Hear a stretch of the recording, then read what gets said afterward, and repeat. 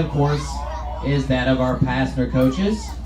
So in just a few moments, being that we're on the backside of Grand Junction Station, this section of rail known as the base leg of the Y, we're going to pull ahead. Once we clear the switch on this end of the yard, on that grassy portion of our property just on the other end, in just a few moments you'll see connecting the two legs of the Y is that curved section of rail. We'll pull ahead, pull forward, just beyond the clearance of the switch. We'll stop, switch back the entire train around the corner, crossing over where you came into the parking lot earlier this afternoon. Stop at that point once we clear the switch and pull down the west leg of the Y to the front side of Grand Junction Station and be well on our way to East Chattanooga this afternoon. Ladies and gentlemen, right now, up and behind the station and on the hill, parallel to our base leg right now, is a section of mainline rail that was completed in the 1950s. Wow. That would allow the railroads to completely go around, bypass Missionary Ridge. That meant they no longer had to contend with that very narrow tunnel that was completed in 1859, used originally by the East Tennessee, Virginia, and Georgia Railroad, originally established in the latter part of the 1840s. However, we will contend with that tunnel. We'll be using it to get our way over to East Chattanooga. Once we arrive at the tunnel entrance, I encourage you to get your cell phones with an app with a flashlight, your camera flash, or any other type of light mechanism. Maybe you're on your keychain readily available, and you can actually hold it up to the window once we go inside Missionary Ridge using Whiteside Tunnel. You'll see that there's only about 12 to 15 inches of clearance between the tunnel walls and the train this afternoon. But we'll get into that a little bit more later. Now as we make our way up the base leg of the Y, and again, just a few moments, we'll stop, switch it back around the corner. Talking about our consist, our coaches today, if you're riding in car 907, you're riding in a 1947 Central of Georgia originally, that is the Central of Georgia Railroad. Later, when the Central of Georgia is dissolved, Southern Railway is actually going to take operation of this coach.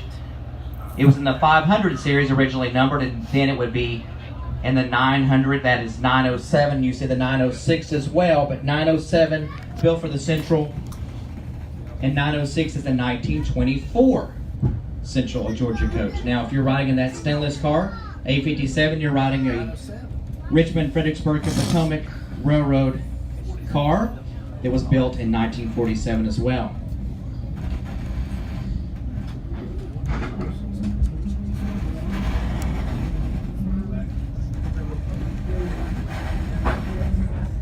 Obviously today we're not using our steam. We'll be bringing our steam back in the next few weeks once we expand our schedule in the spring.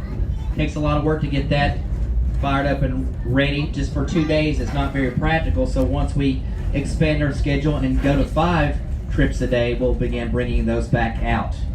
We have 2 operational steam locomotives currently. Our 1904 steam locomotive, once operated by the Southern Railway up in the western North Carolina region of what is now, some of which is now operated by the Great Smoky Mountains Railroad, that the old Murphy branch, portions of the old Murphy branch, and of course the line extending to Asheville, Dillsboro's on that route, and of course Murphy as well.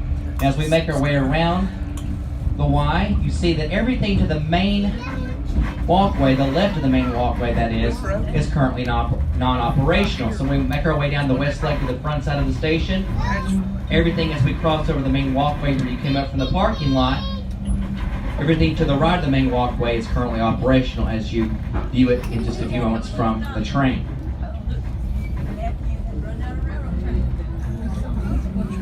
Now we're going to go ahead and get oriented in direction as far as left and right, even though you look like an intelligent set of passengers, that we have to get this established early. And that is everything to the left. When I mention to the left, I'm talking about the same side you'll be seeing the parking lot and of course the display yard with the housing some of the equipment here at the Tennessee Valley Railroad, making the station side, of course, as we pass by your right. So when I reference to those points, when I say left, just don't look right, and vice versa, okay? As long as we've got that established. Now those of you in your left and right will see several different things and features I'll be discussing along our route today. You'll see that portions of the line have been modified, some of which modified greatly. If we could take a map, a modern day map of the Tennessee Valley Railroad and our right-of-way today. Take one of those clear overlay maps that it would actually show you and demonstrate where the original line and the direction and before those modifications were made. We could lay it on top and you would see that there are portions of the line that would zigzag back and forth across our current day right-of-way. Now we have completed running the train around on our Y, headed down the west leg. We're going to talk about some of the equipment we have here in our display yard. So here's your opportunity to prove that you listened. Everyone look to your left. I see some of you looking to your right.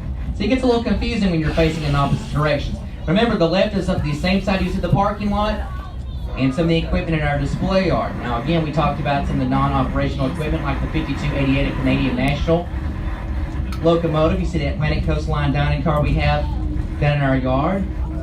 Once operating on those streamliners.